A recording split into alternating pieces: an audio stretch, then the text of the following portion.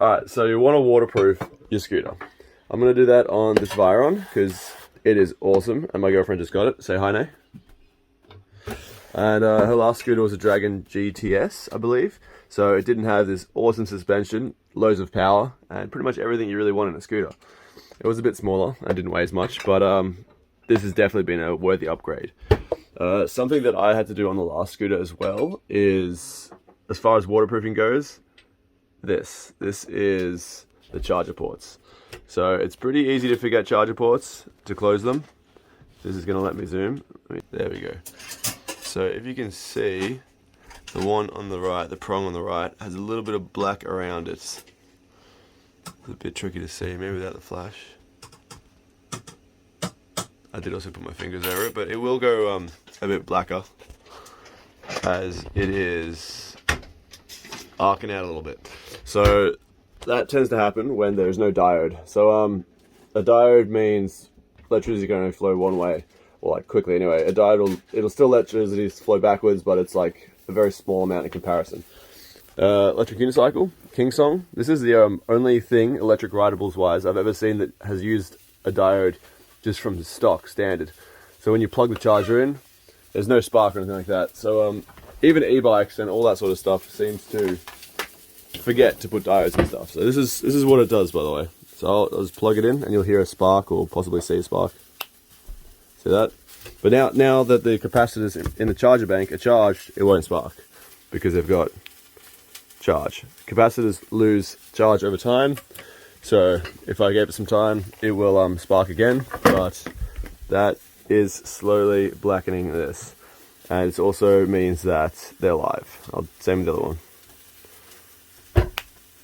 So it's a little bit dangerous, especially if you leave them open. And this scooter is a 52 volt, so it's around 60 volts, fully charged, 58. So if water starts getting in there, it can be problematic. Another way to find out if there's a diode, so if I put this directly onto it, it'll say 52 volts. Should, oh, if it's plugged in. See, 52 volts. So if I was to put the diode, this controls which way it goes. So I want to send electricity that way. It will still say something's coming through, but it'll be significantly less. Say 20 volts. So if I plug the charger into that, there will be no spark. It will just flow one way instead of the other way. So diodes in means safe ports. And they're like 30 cents. So I think this would be a first step. So all you have to do is sort of pull out, get the positive or the negative. I'd always put it on the positive and just cut it, splice that in there, make sure you have it the right way. Yeah, just that way. So the line is the direction you want it to go. So from here you want it to go from there in there. So you put it like that. And that's not too hard. I'll put on both of them. They're clearly thick enough cables to handle 4 amps, but for some reason they're 2 each, and they put 2 chargers. Seems a bit silly, but is what it is. Second thing to do if you want to waterproof one of these kind of scooters, if you can see this massive ass gap, like right between the cable coming in, it's the exact same on the back as well. Huge gap. Look at the size of that thing. So water from the front wheel, as soon as she turns, will be definitely flung into that. So they're obviously, these scooters never come with water ratings. They are like splash resistant. But yeah, you just want to shove all these cables back in once you've done the diode, and put a thin bead of silicone all the way around all the touching areas, and then push it closed so it squishes out, clean it around the squish part, put the screws back in. When you have a problem and need to remove this, it will definitely be trickier because of the silicone. So you're going to probably have to like just run a thin knife along and just saw it all the way out. So if you're the kind of person that has a lot of problems and wants to ride it like insanely hard, and you might go through motors and stuff often, I don't know if I recommend this, but then, you know, if you're riding it hard and there's a lot of water, maybe I do. But you probably want to stick to the normal silicone then. I'm going to use the, it's like adhesive silicone, because it's really strong stuff. I might actually use the other stuff actually, just in case you have to get it off. But it is definitely going to be good having this sealed up, because this little tiny plastic cover, you can obviously see straight through there, and then it gets to all of the controllers and everything that matters. And these, you know, if I look in there, I can see the metal, so that's clearly not waterproof connectors. So I definitely recommend doing that. So just seal all the way along, and it's the same with the back, just seal around it. See, they've done a good job on the light on this side, but it's just that, you know, as soon as the cable's there, it's nothing. Kind of doesn't make any sense. It looks like the top is actually pretty sealed. They've gone around with silicone, if you can see that. They're sealed the whole way around the top. There's a couple of spaces there. No, straight outside. No, it's good. They've done a good job of sealing it on the top. Probably put a bit of silicone in where these screws are, just in case they go through, which they might not. Oh yeah, another thing that whilst you're doing this stuff, you may as well do this. So when we first got the scooter, it had these big blocky things right here, all the way through. And what we just did was replace them with this is the smooth ones, especially on the back is where it matters. Because on the back, if there's a get out of here. If there's a gutter, this is what happened to my girlfriend's previous scooter. If she comes down a gutter and it like scrapes along there and then hits those, when they were like that and all stuck out, it literally grabs that and rips it, and it breaks the whole housing for the screw. But with these, it'll just sort of scoot over and then probably hit that and then, you know, slide. But you just want it to slide as much as possible, because you're going to accidentally hit stuff if you're treating these like you want to have fun. So I also recommend zip tying the motor cable up, because when it wasn't zip tied, it was just like right there. So that would have been the next hit part. These scooters are fantastic in the way that they actually run their motor cables on the inside instead of coming out the side. So you can hit things on the side and it doesn't matter so much. But yeah, definitely protect that motor cable and push it up, because you want it to last a long time. So yeah, that's pretty much it. I'm going to silicone all that and get that done, and then put it all back together. It's just a few screws, little small ones like this. And for this scooter, you have to take this off to get to some of these little screws just back here. Just those two there. This is the only screw I can't get out, which is a little frustrating. I might try and use my impact, but you can see the plastic has been, if I can do that, has been a little pushed by the whiteness. So I think they put that in pretty damn hard. Not sure if I'll be able to get that out, but I'll give it a crack. See you guys once it's siliconed up. So I finished getting my diode in. I'm just going to heat shrink it up in a second. I was going to uncover it so you guys can see, but the diode got warm from soldering, and now the heat shrink has stuck to it. But diode's in there in this orientation because we want the power to flow that way and in, not out. So this will be the difference. I got this one plugged into the power point. This one is not. I'll turn this off for a second because I'm not soldering right now. Alright, so say we have the one that's not plugged into the power point, so the capacitors aren't charged. So this would be simulating water going in. If you plug, this is the one that's with the diode, the other one's not. So no lights. And then if I was to plug this in, or say water goes in, spark, and now its power's coming this way, because like this is not connected. This is actually being powered right now by the scooter. You unplug it, and it fades away. So then I plug this into the one with the diode. So water goes into the diode, into this one.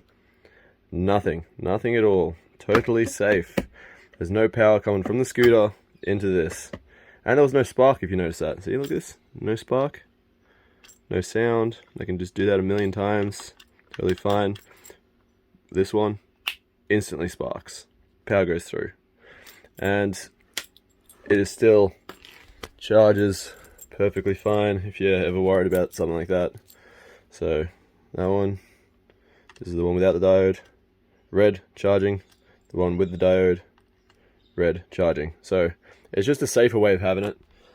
I definitely recommend every scooter, electric bike, unicycle, everything that charges and that has charger ports, especially on scooters, they're so low down. Like on the unicycle, it's like, almost it's about knee height. Like you'd have to go through a lot of water. But still, if I drop my unicycle over in the water, it's going to get water in the charger port. Everything else is sealed pretty well. Like all the connections are sealed pretty well. These ones not so much, but they're still pretty good. They're still pretty sealed.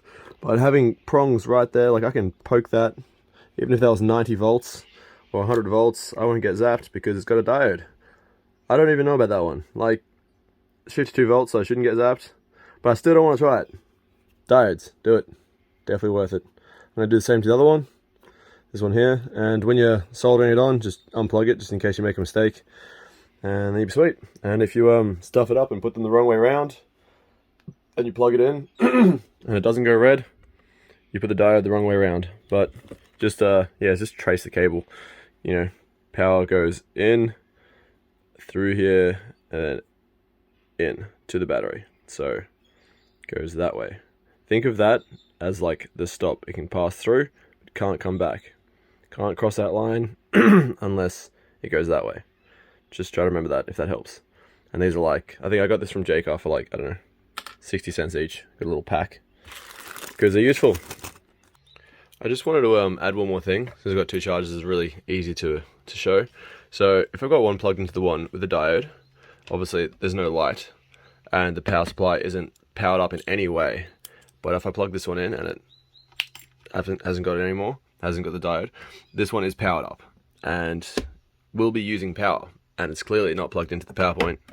So where's this power coming from? The scooter. So if you're fully charged and you turn it off at the wall and you just leave them plugged in, like if they've got two chargers, they're both plugged in, there's no diodes, like it comes stock standard, you are slowly discharging your scooter or bike or unicycle or one wheel or whatever you want. They'll all be slowly discharging if you just leave it. So either unplug it from the scooter, and then it'll turn off, or just get a diode, and then you can just leave it plugged in. It doesn't really matter. No light regardless. So yeah, that's another thing that's a bit of an advantage. As far as I can tell, there's no disadvantage. So it can be quite a messy process. I definitely recommend wearing gloves. I probably should have. Eesh. But yeah, so once you've taken all the screws off, you can move it around. Just don't forget to use something like this. Some sort of like alcohol, isopropyl alcohol, or anything like that, that will get rid of any grease to allow the silicone to properly stick, because you want that really, really nice, tight, glued sort of connection. So yeah, undo all the screws, they'll come apart, and then just run the silicone on the inside, really gum it up. Doesn't really matter if you use too much, as long as you'll be able to get it off later, because usually if you get it off later, you should be able to slide a knife under once you got the screws out and just sort of do that sort of thing. And so I finished the front. I've put the silicone underneath, and I've also just ran a bead of silicone like along. It is looking a little messy. Probably could have done a bit better, but it's definitely going to seal, and it is all the way around, all the way down the front. This bit here where the brake goes in, totally sealed that up, and the same if you follow the motor connections, and all that is totally sealed up as well. And those front ones were definitely the main concern, because the front wheel, as it spins, will be throwing stuff directly on that, up into that. And it looks like they did a pretty good job sealing the top, so I feel like you probably don't have to worry too much, but why not? If you got the silicone out anyway, just make sure it's all clean. I'm probably going to put a couple in these little holes as well, just so the bolts will seal around the thread. And then that's pretty much it. Everything else is pretty sealed up. It looks like the motor connection going into the actual motor looks pretty solid. I'm going to put a bit around there anyway, just to, why not, whilst I've got it all out. Oh god, it's on my floor.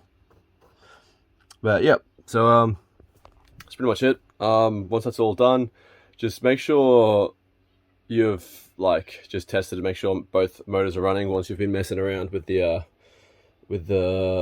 charger ports, because you got to pull all that out to get to it. And obviously hall sensors and such, they're all like the sensor cables are usually pretty shitty and they could come unclipped. So just make sure, because you do not want to be siliconing all this, get it all back together, and then realize that you actually just unclipped it a little bit when you pushed it back in or something. Mine was fine, but I did check as well, just in case. So yeah, that's it. I hope you like your water resistant, possibly waterproof, depending on how well you did it.